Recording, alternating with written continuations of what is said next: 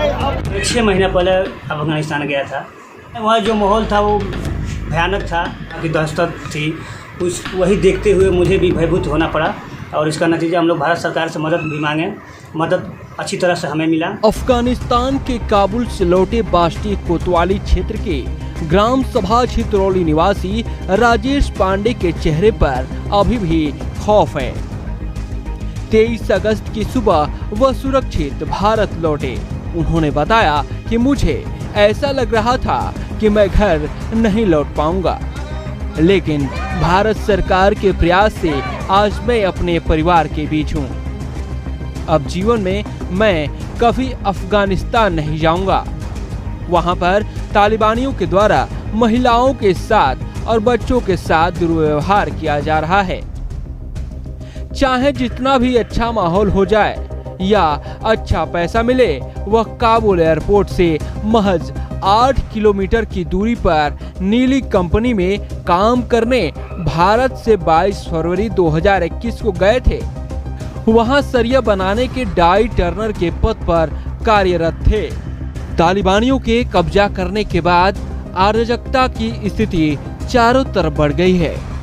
वो किसी राक्षस से कम नहीं है।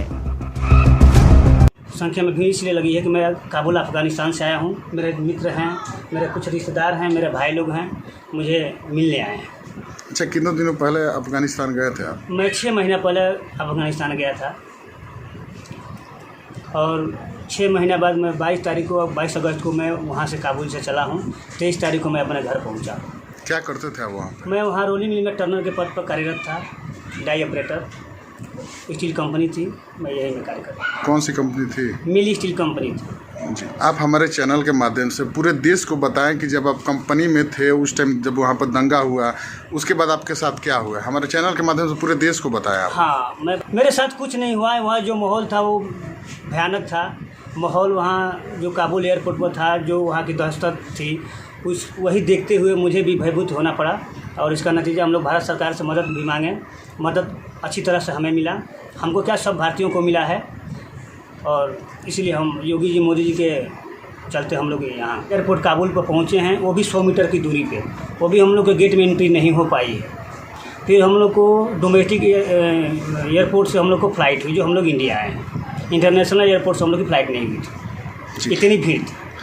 8 घंटे में आप आए। कितनी दूरी 8 घंटे पे आपने तय की? 8 घंटे की दूरी हमने 8 किलोमीटर था वो जो था। हम लोग 8 घंटे लगा था वहाँ पहुँचे पर, फिर भी हम लोग नहीं पहुँच पाए थे। इतनी वहाँ दहशत थी, इतनी भीड़ थी। तो आपको एयरपोर्ट से कितने दूरी पे छोड़ दिया गया? हमको एयरपोर्ट से फिर 100 मीटर जब हम लोग इंटरनेशनल एयरपोर्ट पर नहीं घुस पाए तो हम लोग फिर रिटर्न हो गए। बाईपास रोड से रिटर्न होके आके हम लोग का जो अमेरिकन डोमेस्टिक एयरपोर्ट है, वहाँ से हम लोग की C-70 कार्गो फ़्लाइट, हम लोग 168 आदमी की फ़्लाइट हुई थी, जो हम उसे आए हैं। आप बस से जब डोमेस्टिक गए तो आप अकेले गए कि आपको प्रशासन लेके गई? प्रशासन थी, अमेरिकन फोर्स भी थी, जो भी था भारत सहयोग के हिसाब से हमको सब व्यवस्था मिला था।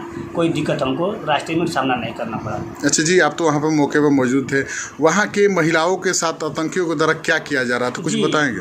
हो रहा था ये है कि औरतों के साथ कुछ अत्याचार हो रहा था, बच्चों के साथ हो रहा है। एक डरावना माहौल था वहाँ। कुछ अत्याचार माने?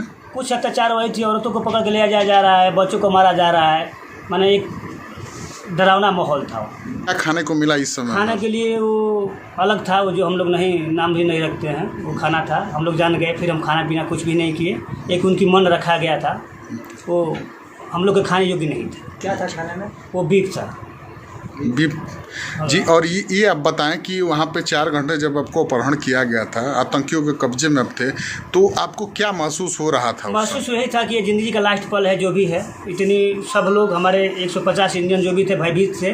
किसी को पेशाब लग रही है, किसी को प्यास लग रही है, अन्य प्रकार की बीमारी उत्पन्न हो रही थी कि हम लोग का किसी जो भी 150 आदमी है, इनकी लास्ट स्थिति आज ही है। अच्छा, इससे ज़्यादा ज़िंदगी का कोई मकसद। क्या जब आप कैद में थे तो आपको किसी प्रकार के दिक्कतों का सामना करना पड़ा? दिक्कत का सामना नहीं करना, एक डर सा माहौल बना था सबके अंदर। कोई किसी की तरफ देख नहीं रहा था, जो जहाँ था तहाँ भयभीत था। आपको कहाँ रखा गया था? हमको पता नहीं हमको कहाँ रखा गया, लेकिन काबुल में ही रखा गया था। कुछ हट के। आप घर में थे कि जंगल में थे? जंगल नहीं था, वो एक घर था, बाकी 4 दीवारी थी, 8-10 फीट की जो 4 दीवारी, जिसमें घास लगी थी। कुछ गाड़ी वाड़ी थी अंदर, बाकी बाउंड्री ही थी। आप लोग एक रूम में कितने लोग थे? हम लोग एक रूम में जितने हमारे भारतीय थे एक ही बार सब 150 आदमी एक ही रूम में बंद हो गए थे।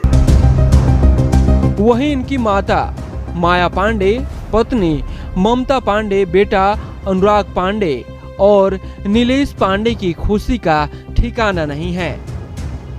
मां और पत्नी ने कहा कि हमारे लिए भगवान रूप में प्रधानमंत्री हैं। उनकी बदौलत हमारे घर की धड़कन सही सलामत वापस हम लोगों के बीच है। और तो आयल बन तो खुशी बहुत बा मिलल बा, ना आयल तब तो हमनी के बहुत मानी व्याकुल रहनी है जा, रोत गावत रहनी है जा, हमनी के खाना भी ना खात रहनी है जा, हमनी के बना बाल बच्चा के विवेक में हमनी के पड़ रहनी है जा कि कब हमार बाबू हमारा आखिर लौ को बाकी खुशी खुशी लौ के गइल हन। तब धन्यवाद बाकी भाई बाबू हमारे मानी खुशी से हमनी के नजर के सामने आ गइल, तो बाल बच्चा में मिल गइल। या तो मर मुस्मात हम लेकर अपन बच्चा कहाँ लेके देते। आप तो एक माँ है, माँ का दिल सबसे बड़ा कहा जाता है। क्या आप अपने बच्चे को फिर दोबारा विदेश भेजना चाहेंगे अफगानिस्तान? अब वो देश में तो हमनी के ना मना खुशी मना जे जास बाबू, बाकी ये बतौलन कि हम बहुत दुखित में रहनी हाँ, हमार गाड़ी भी पकड़ा गई रहा, हमनी के 5 दिन हमारे यहाँ फोन ना कैलन, हमनी के सब परिवार तड़पत रहनी कि हमारे बच्चा कहाँ बाड़न, कहाँ गइल, कैसे हुई है कैसे ना हुई है। बाकी काबुल अफगानिस्तान में आ गए हैं कि वहीं पर हैं? आ गए हैं। आपको कैसा लग रहा है? अब तो हम लोग को बहुत अच्छा लग रहा है। जब वहाँ पर थे तो आपके ऊपर और आपके परिवार के ऊपर क्या बीत रही थी?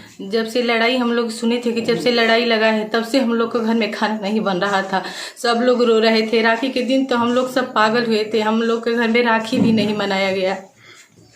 तो क्या आप दोबारा चाहेंगे कि आपके पति अफगानिस्तान जाएं? ऐसा कभी मैं नहीं चाहूँगी कि हमारी पति वहाँ पर जाए। भारत माता की जय, भारत माता की जय, भारत माता की जय, इंकलाब जिंदाबाद, इंकलाब जिंदाबाद। यूपी 60 न्यूज के लिए बलिया से मनोज राय की रिपोर्ट।